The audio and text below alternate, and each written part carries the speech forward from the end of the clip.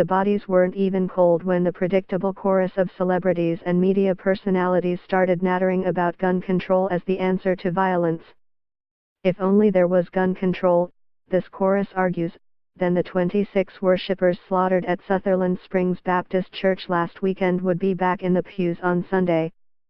Within a couple of days, the narrative fell apart. The gun used by the murderer, whom I'm opting not to name in this column, was unlawfully owned. Read more, tougher gun laws not answer after Texas church shooting, Donald Trump. Just 5 years ago, the killer, at the time in the United States Air Force, was convicted by court-martial of assaulting his wife and child. A number of reports have said his in-laws' membership in the Sutherland Springs Baptist Church may have motivated his actions, rather than ideological reasons, though it's worth noting that he was a vocally anti-Christian atheist, according to a New York Times profile. After being given a bad conduct discharge by the military, he was barred from owning guns. The problem is that his status as a prohibited person required reporting of his conviction to the Federal Bureau of Investigation by the Air Force. This didn't happen. Read more, Air Force lapse allowed Texas church shooter to buy guns. As a result, when he purchased 4 guns between 2014 and 2017 in Texas and Colorado, gun control had failed. This includes his acquisition of the semi-automatic AR-556 referred to by know-nothing reporters as an assault rifle or machine gun in some coverage that authorities have linked to the shooting. He had, however, been denied a license to carry a handgun.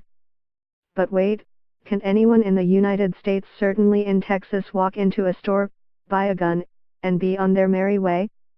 No, yet this myth, one of many regarding gun ownership in the United States, and Canada, for that matter, persists in the media. Most states use the National Instant Criminal Background Check System, NICS, to immediately process requests for firearms at the point of sale. Texas requires that firearms dealers directly contact the FBI. In most cases, the FBI would already have a record of convictions, but because military proceedings are handled separately, the system requires reporting by, in this case, the United States Air Force. Someone convicted of domestic violence has no business owning a gun. This isn't a radical concept, even to Second Amendment supporting Americans, it's already the law. Read more, Texas church shooting, domestic violence a common thread among mass shooters, experts say. Knowing how many of America's gun fatalities occur as a result of suicide or domestic incidents underscores the importance of this process working.